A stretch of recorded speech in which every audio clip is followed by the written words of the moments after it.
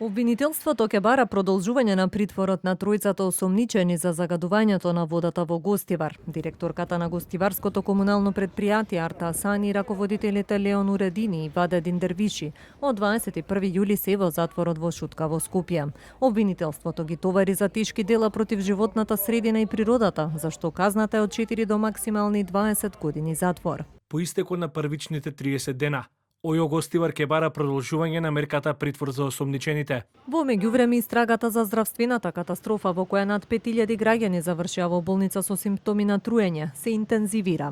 Од обвинителството за телевизија 24 велат обезбедени се поголем број од доказите, се испитуваат сведоци, а под лупа се и парите од проектот за водоснабдување.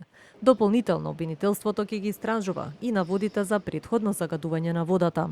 Во однос на поведената истрага, прибран е голем дел од потребните материјални докази и се врши анализа, а испитани се дел од сведоците.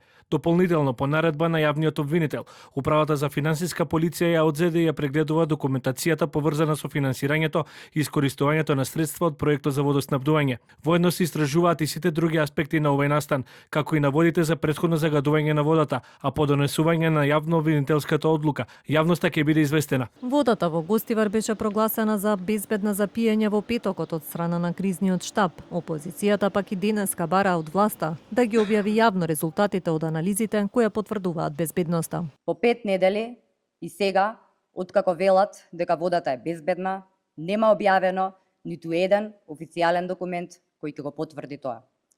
Резултатите од анализите на водата, кои не се објавуваат веќе 5 недели, внесуваат несигурност и создаваат паника кај граѓаните. Ако се е исправно, зошто резултатите досега не се објавени, кога испитувањата се прават секојдневно? Што се крие од граѓаните, додека министерот повикува на транспарентност?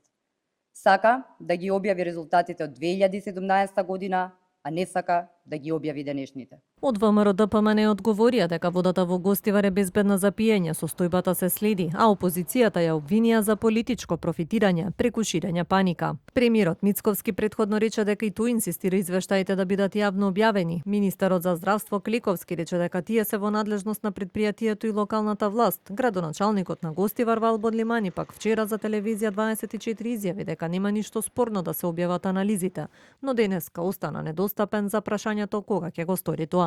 Гостиварци беа речиси цел месец без вода за пиење. По стабилизирањето на водоводната мрежа сега треба постојано да се следи количината на хлор од извориштето до крајните потрошувачи, како и да се врши редовен мониторинг на безбедноста и квалитетот на водата за пиење. И ова се само дел од долгата листа препораки кои Институтот за јавно здравје му ги испорача на локалното комунално предпријатие.